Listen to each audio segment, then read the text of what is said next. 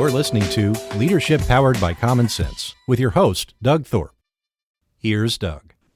Hello again, everyone. You're listening to another episode of Leadership Powered by Common Sense. I'm your host, Doug Thorpe. Today, we are going to delve into the arena of what it means to have a conscious conversation.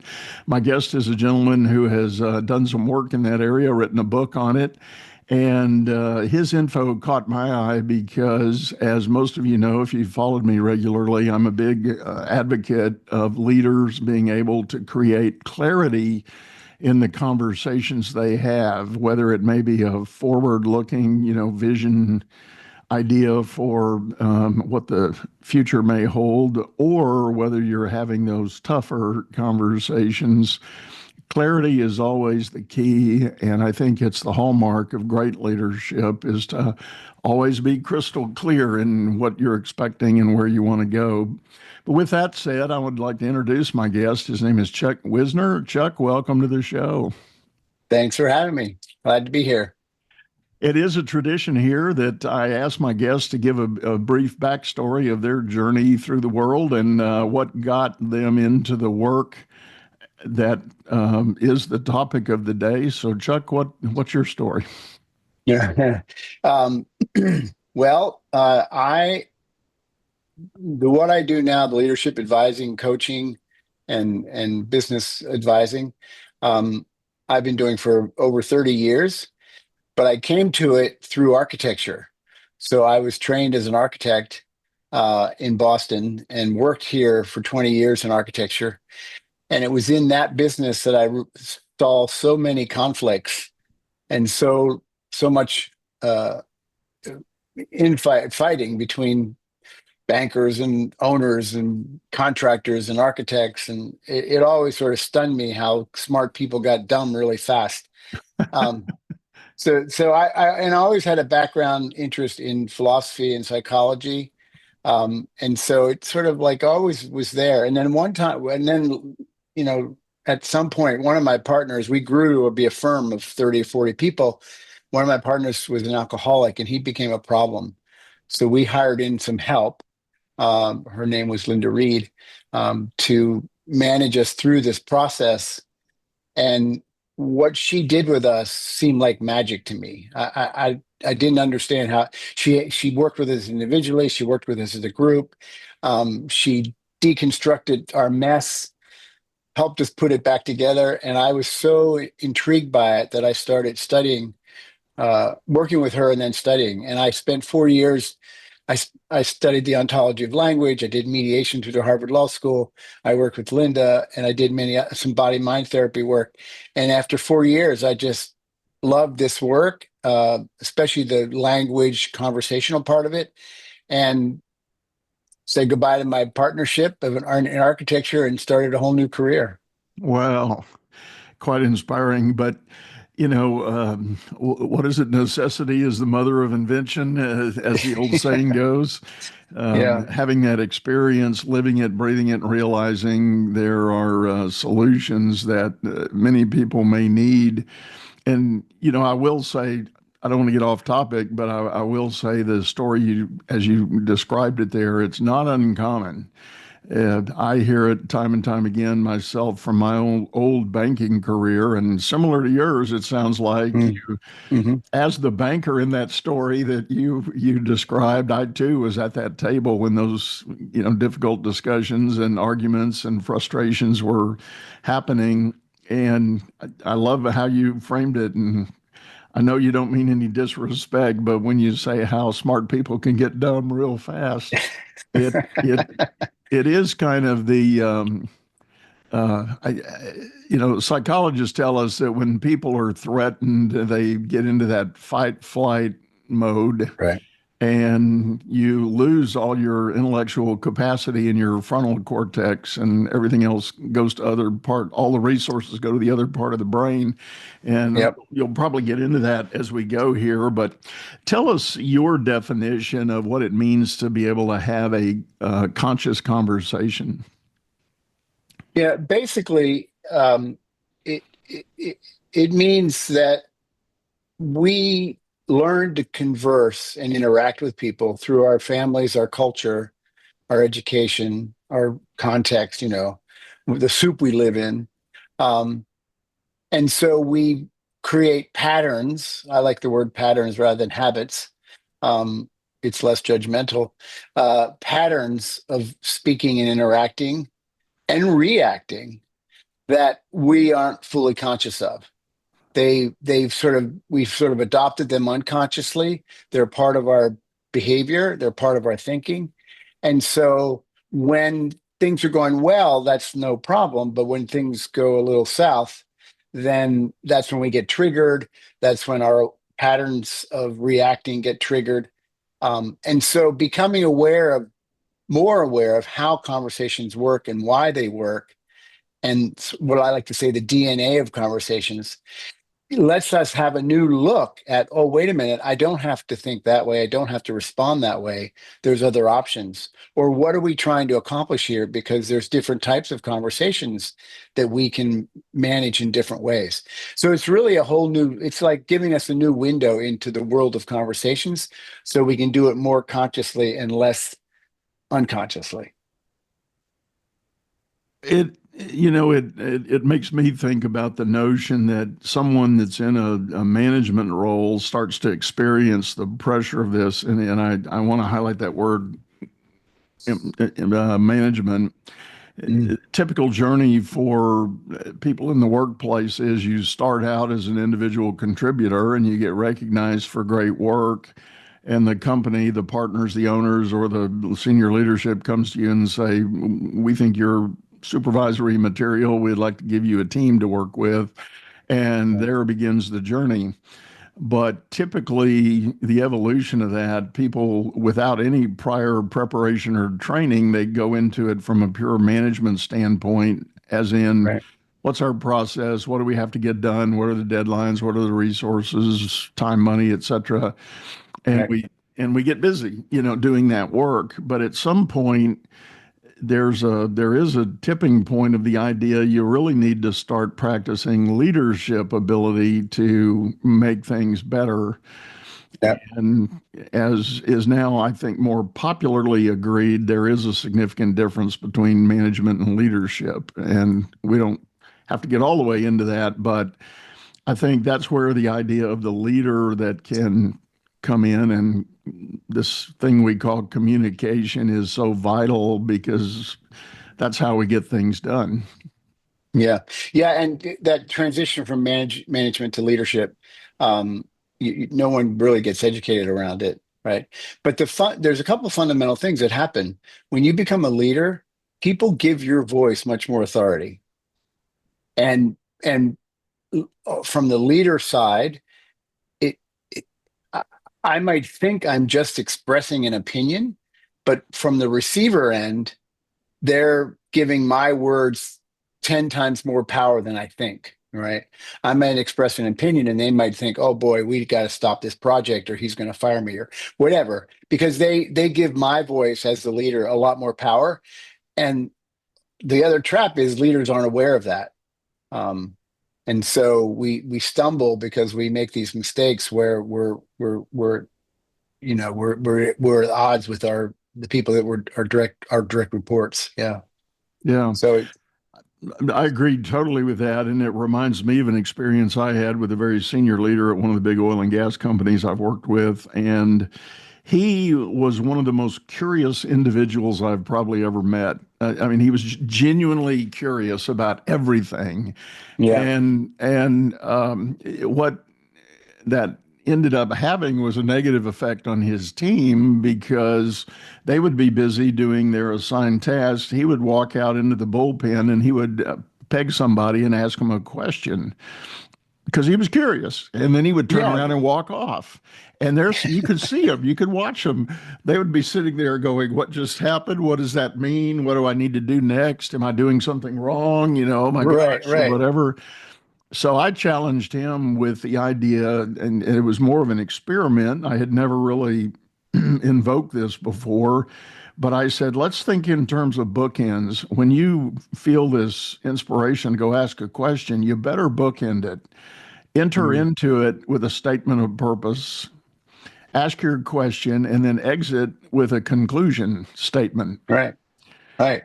And, it could be something as simple as, hey, Chuck, I'm just curious. I know you're working on project X and we're doing dot, dot, dot.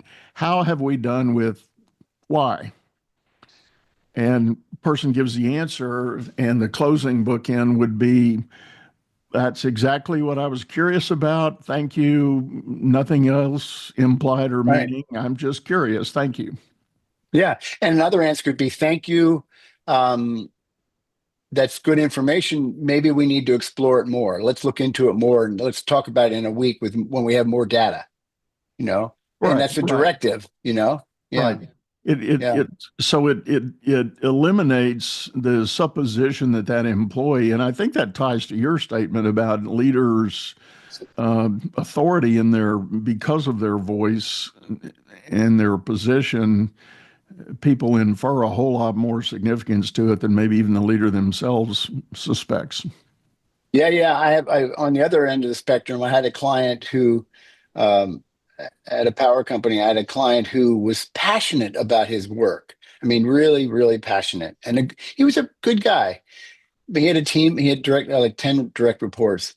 And I connected with him because he wasn't getting good reviews from his team and his colleagues.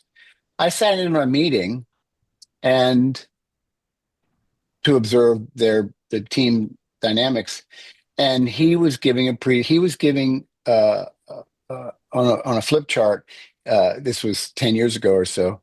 He was just like saying, here's what we're working on. Here's what we really have to do. And he was passionate. He was drawing pictures, and this connects to this and this connects to that. And bam, let's go at it. And he was so passionate. I mean, he would get like red in the face. He was like so excited. And when he stopped, he would sort of look for like, well, okay, what do y'all think? And he would get crickets. And the reason he got crickets was he was telling them exactly what he thought, exactly what they needed to do. And they were like, well, he's given us the answer. What do we get? We aren't going to disagree with him. There was no space there for them to go, hey, Joe, I'm not sure. Maybe we should consider this option too, or maybe we should consider slowing this down a little bit. There was no safety there. And that wasn't his intent, but it was the way he delivered his passion that just shut down the room. And so that was, once he saw that, then we could do a fix on that. That's kind of in that vein of the proverbial smartest guy in the room syndrome. Yeah, absolutely. Yeah. And if you're the boss, people they'll take however you think you're being smart, they'll take that. And that's the answer. That's what we need to do. He's the boss, or Right. she's the boss. Yeah. Right. Yeah. And I had an executive I was working with just as we were kind of in the early stages of framing up the scope of the engagement. We did get to talking about the conduct of his meetings, and he said, I called a meeting and I'll put the agenda together, but I don't start the discussion. He said, I don't fundamentally say anything other than here's the agenda, here's what we need to be talking about. Mm-hmm. And he may challenge the group with a question or a statement, but then he'll sit back and Let them at it. And then at the end, he will maybe call it a bookend, not to beat that analogy to death, but he'll come and say, all right, all things considered, thank you for your input. Here's what I think we should do. Yeah. Yeah. Yeah. And he would. Right. Yeah, there's still that expectation the leader needs to have a position on it. Right. And ultimately, a decision has to be made. Right. Right. Yeah. Yeah. In my book is organized around 4 types of conversations. And I bring this up because it has to do with ineffective meetings. There's storytelling, there's collaboration, there's creative conversations, and commitment conversations. And basically, we love storytelling. We love our story. Our ego gets attached to our story. And we love the commitment conversation, which is the action conversation, which is who's going to do what by when. It's how we coordinate action with other people, and it creates our future. I mean, it creates our tomorrow. Interestingly, we love the storytelling. We love the action conversation. So I call that a conversational bypass. because what we miss is these two middle conversations, which are collaborative, which is sharing different perspectives, learning from each other, right? Exposing different ways of thinking, and the creative conversation, which is about possibilities. Instead of jumping to the answer, what are we going to do? Take 10 minutes and go up. What other possibilities are there? That creative thinking process. And so that bypass, we miss out on those two juicy middle conversations, right? And a leader can actually guide those conversations so that they don't miss those juicier parts. Yeah.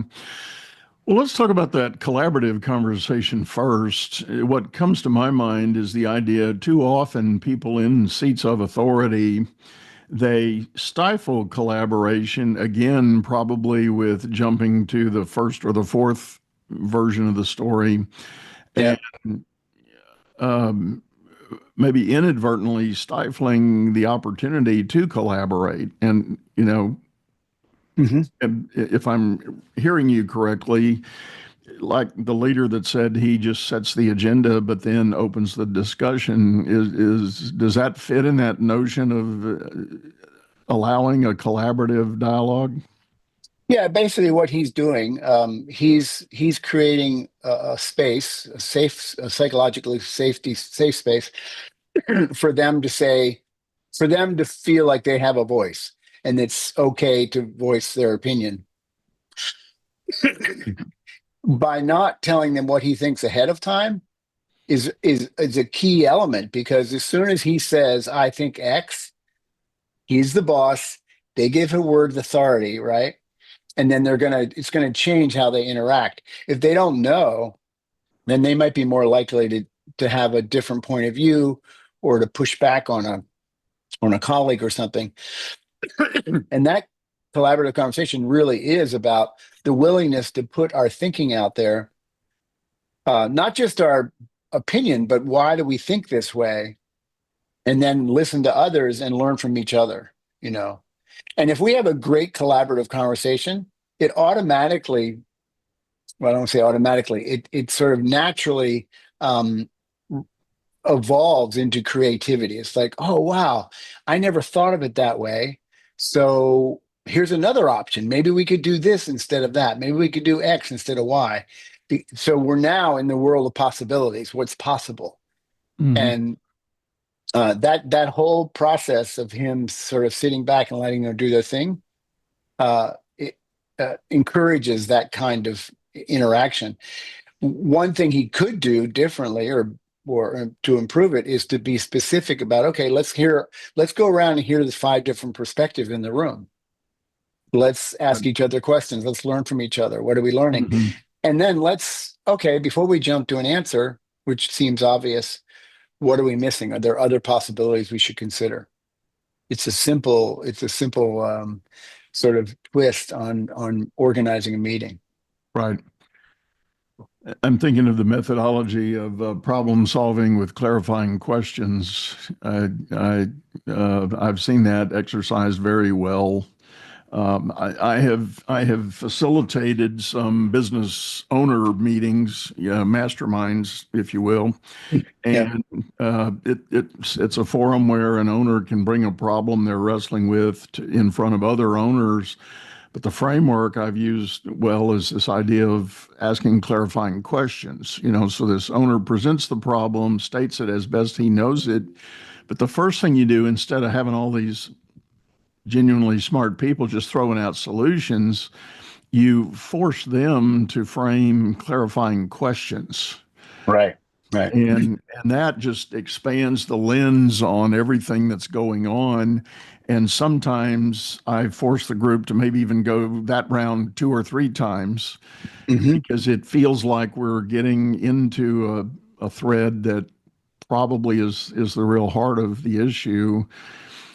But when you get a group of folks like that together, number one, most of them are generally A or A plus personalities. That's just the dynamic of being an entrepreneur and owner. and they're quick to just throw out their solution because, maybe they Yeah. have genuinely experienced it and solved that problem. Here's what worked, boom, move on. What's next? What's next? Yeah. Well, the person that's struggling doesn't really learn anything if you let that be the answer. And Right, right. Yeah, it's a two-sided coin because the leader is saying this is what we should be doing, but he's not, if he's not aware, not conscious that of his preferences, his thinking, if he's not deconstructing his own thinking, he's attached to his position. His ego is attached to his position, right? right, So, he'll put it out there, and he also be unconscious of how he's affecting the audience or his people that he's working, his team. So the leader needs to do a lot of self-reflection to go, boy, before I put this answer out there, have I thought it through? And the other thing I do in my book is we come up with these strong opinions or strong judgments, and deconstructing them is really sort of confusing because we do like our opinions and our egos like our opinions. But I have this shortcut that I say, just ask 4 questions. What are the desires? What desires do I have, or goals? What am I trying to accomplish? What concerns do I have for the future? Concerns are about, why do I care about this? Because I want tomorrow to be different than today. What are the power issues? Authority. If I speak this, am I shutting down the team, or am I encouraging them to engage with me? And the last one is standards. Every judgment we have is based on the standards we adopted from our family and our culture unknowingly. And yeah, so to share those things is to share the underbelly of our opinion. And that's when your idea of asking clarifying questions, it's like, well, tell me about why you're concerned about this project, or tell me what your standard is for what success would look like. hmm. Right. And What does a that's, win look like?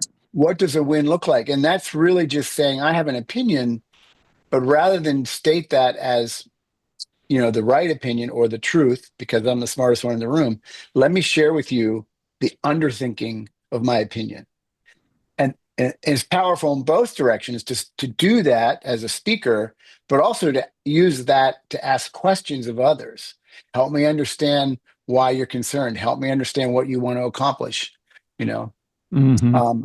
so that's the shortcut that if nothing else, people can take away from this. Those four those 4 simple questions. I Um, love that. I think that's a great reminder of the challenge that leaders do have to create that safe zone for people to share. I wanted to add a thought that as we we're talking about that, back to the team dynamic and team meetings. I have frequently seen situations when I've been asked to come in and work a team level coaching opportunity.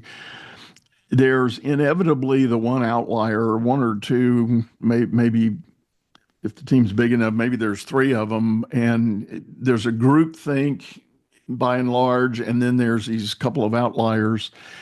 And I think it's important that both the leader and the team embrace their outliers. yeah, yeah, And I reinforce that with what you just said. If you can get to the discussion of not just what you think, but why you think that, what right, are the right. elements that drive you to that conclusion? That's where you get some really productive exchange. And I have told the story here on this show a couple of times. I was working with a team and we did a team profile and all this sort of work. And when we plotted all the dots, there was one very visible outlier way off the Outlier. chart. And so we came to the day when we were going to download and debrief on the findings. And before we even got started, and they all had their copies of the report coming into the meeting, before we even really got started, this one guy raises his hand and he goes, "I'm that dot. I know I am." And let's not have any mystery about this. I mean, this survey was supposed to be anonymous. He said, "Let's Anonymous. not have Yeah, any mystery. I know I'm that guy." I'm And the then he outlier. then he got kind of somber and he said, and I think this proves what I've been thinking. I've kind of been feeling like I need to leave. I need to ask for a transfer. Wow. And I frequently feel like I disrupt the momentum of this team with the things I say and do. But I'm struggling with the fact that I have good reason to say and share what I do, and maybe I'm just not a fit for this team. Yeah. And I was really pleasantly surprised by the reaction. The whole team kind of recoiled and said, absolutely not. You cannot leave us. We Wow. Wow. value those dialogues with you. It helps us think more clearly. And I jumped in with my coach hat on and I looked at him and I said, when was the last time any of these guys told you that? And he said, they don't, never have. And so I looked at everybody else and I said, shame on you. You know, Yeah. Yeah. Exactly. Yeah. if you Yeah. genuinely do value this guy's input, occasionally you need to say so because he's swimming upstream. Sure. And I mean, it's a simple you could say, wow, I'm just say his name is Bob. Bob, I never thought of it that way. That makes me think differently. That's acknowledgement. That's, giving him credit for opening their mind a little bit to Right. to a new perspective. Yeah. So Yeah. that's a good story. So, well, I share it again because I think it is pertinent. I think leaders need to be sensitive to their outliers on their team. Mhm. Now, the person that shows up as the chronic outlier voice, yes, there's a potential somewhere on the spectrum they aren't a fit for your team or your business, and maybe it truly is a performance fit issue. But what I'm talking about is the guy that is not that. They just have a wildly different set of experiences and knowledge to bring to the discussion, Mhm. but they do show up as kind of the dissenting voice all the time. I mean, Right. even the Supreme Court has a dissenting voice, right?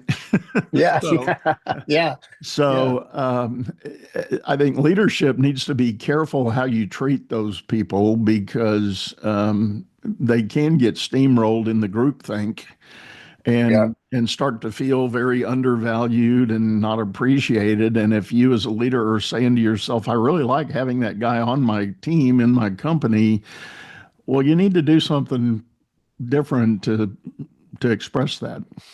Yeah, and for the leader, it would simply be especially if the team is not acknowledging his value or her value, the leader can just say, "Oh, Bob just suggested X. Let's explore that a little bit." Just to give it 5 minutes of exploration, acknowledges his position, and maybe they'll discover something. I mean, again, it's our rush to action. It's our rush to make a commitment and to make an agreement or make a decision that that that over bypasses these kind of conversations that can broaden everyone's thinking and change the trajectory of a decision. Yeah. Yeah. Well, I want to pivot our discussion a little bit and take a detour of sorts. I can't let you go without asking the question, how do leaders need to conduct the so-called tough discussions? Maybe it's performance related, maybe it's an accountability fail, or slippage on an expectation. In your framework and thinking, Mhm. what is the best way to set those up? Well, I think if we're talking feedback, uh, or we're talking real time, like a problem real time, a conversational problem real time, I think for the leader, it's to name the event. So like start with the foundation of some facts. When you did X, this is what I observed. Um, and then break it down. So in other words, don't just stick with the negative um, judgment, because basically our default mode is go to judgment. He shouldn't have done that. She shouldn't have said that. They shouldn't have made that decision. Our default mode is to make a judgment. Well, if we have a judgment, again, deconstruct that judgment. Why do you have that strong opinion, and why do you have that judgment? Number one, are there any facts that I need to understand that could change my opinion or your opinion of what happened? Number two, were you aware of the consequences of your behavior? And that's a piece that people often miss in giving feedback, because if I'm Bob and I'm doing something that's upsetting the team, most of the time people are blind to that consequence. So for a leader to point it out is like doing, I like to think of that as servant leadership, because if Bob is unaware of the consequence that he's making people angry or pissing people off, when you tell him that in a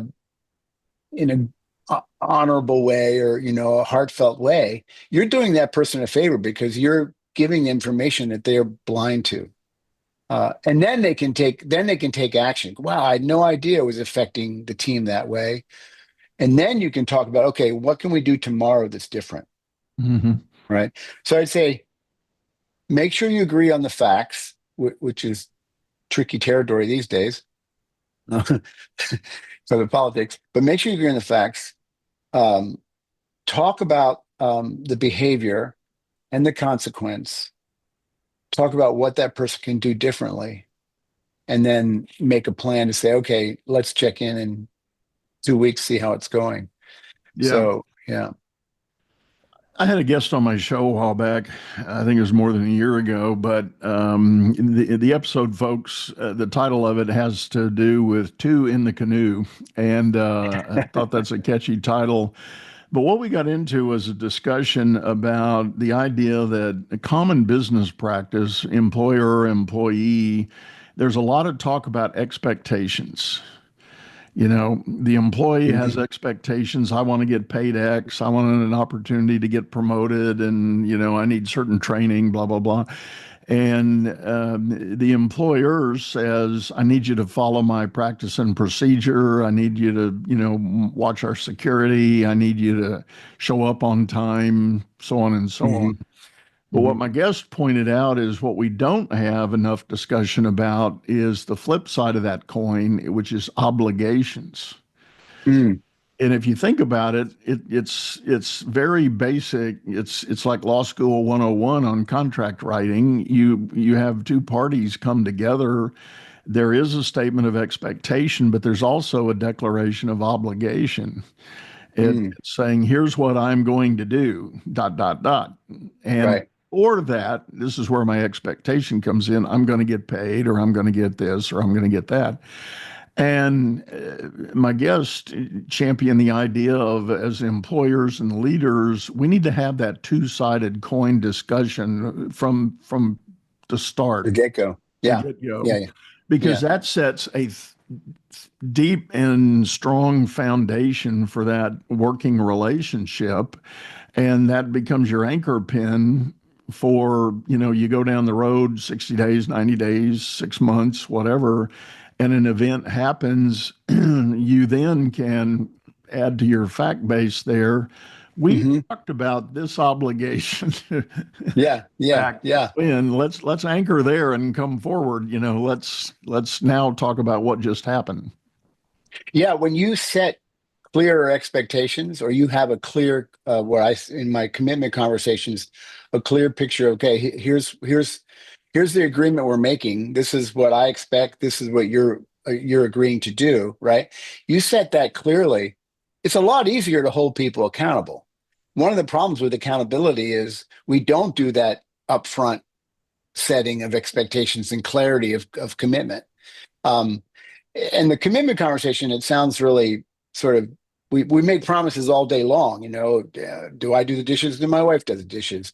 What's the strategy decision? We make commitments all day long at home and at work, but it's a complicated conversation. And we have these patterns as humans if you ask me to do something, we have a pattern where we feel we have an addiction to yes, like, oh, sure. Or, you run by my desk, can you get me a PowerPoint for Monday morning's board meeting? And I say, sure. Right. Yeah, but there's so many ways that I could go off my own direction and deliver it on a Monday morning. And my leader would say, what's this? I wanted X, Y, and Z, and you're delivering something different. So that notion of don't make promises you can't keep. And if someone makes a request, can you do X? Ask some clarifying questions, because that's setting that's setting the standard of what success looks like, right? Right. And so that conversation also, we need to slow down a little bit. Instead of saying yes and introducing no as a possibility, we have counter offers. We can say, well, I can't do this, but I can do this. And it's a very interesting dance, but we do this commitment conversation in a very sloppy way, Right. which gets to your expectation. The clarity isn't there. I've encouraged people that are addicted to the yes answer to consider a middle ground between yes and no, and that is yes, not now. Yeah. And I call that a counteroffer because it might be the timing, it might be the whether it's a white paper or whether it's bullet points or whether it's a PowerPoint. It might be, there's many conditions, like who's it for, and all you have to do is ask 3 or 4 clarifying questions, and you're going to make a better promise. Yeah. And that's the other thing to that point. I have had leaders who they'll get a request for something from a senior above them, and they'll work all weekend putting this thing together. And then, as you said a moment ago, they'll present it, and the leader goes, "That's not what I was really thinking," Right. and you just wasted. You avoided your family, and you did all kinds of things over the weekend for nothing. So Right. I've said to those guys, I said, take the task as best you know it and throw down a little outline. Like Right. here's 3 bullet points. I think that answers this question, and run that back by the boss. And Right. and what I'm saying is, I like your clarifying question idea, but maybe you don't know the questions right at the moment. You're caught off guard. You're surprised. So, okay, Right. fine. Accept the challenge. Think about it. Create your clarifying questions Right. by virtue Right. of a quick little outline of what you're thinking. Take that back and say, is this going to meet the mark? And let them tell you yes or no. And That's right. Yeah, and you can do that in a really succinct way. You don't have to write a paper. yeah, that's right. You just go, okay, like, who is it? Oh, it's for the board meeting. It's this time.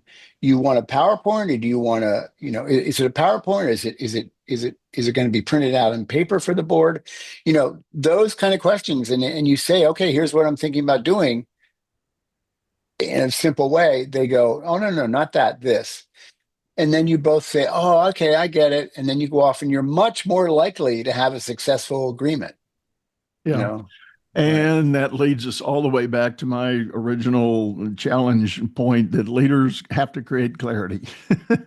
That's right. And the more clarity you create, the more promises are kept, the more we build trust. Right. So trust comes from people reliably doing what they say they're going to do. They're competent to do it, and they're sincere about it. And so if we do clarify, make better promises, better agreements, more likely success, we build trust. I love it. Yeah. Well, Chuck, thank you so much for sitting in. We are about up on time for this episode. Tell folks the best way to get a hold of you if they're interested in learning more. So my website is chuckwisner.com. My book is The Art of Conscious Conversations. It's on Amazon and other venues, or ask for it at your bookstore. And I don't have a lot on social media, but I am on Instagram, and I am on LinkedIn on Chuck_Wisner. Right. Well, we will have all that information in the show notes, folks, as we always do. So please do jump down, mash those buttons for Chuck, and you'll get that information. But one last time, Chuck, thanks a lot for sitting in. Thanks for having me. Good conversation about conversations. There we go. I love it. All right, folks, with that, we're going to wrap up and get ready to say goodbye. Before we do, though, I want to remind you we have a video version of this show over on YouTube, channel by the same name, Leadership Powered by Common Sense. Hop over there, check out our archives. We are rapidly approaching show number 400. So I've teased that we're going to have some kind of celebration event. Haven't decided exactly what that is yet, but we'll figure that out. And stay tuned for that information. And if you are interested in getting any kind of help for your own leadership capability or your team's effectiveness, feel free to reach out to me at dougthorpe.com. That's THORPE and I would be happy to set up a free discovery session with you to talk about your challenge and ideas and go from there. But with that, I'm going to say goodbye, sign off, go out there and make it a great day. You've been listening to Leadership Powered by Common Sense, hosted by Doug Thorpe. If you would like to know more about the coaching and advisory services he provides, visit dougthorpe.com.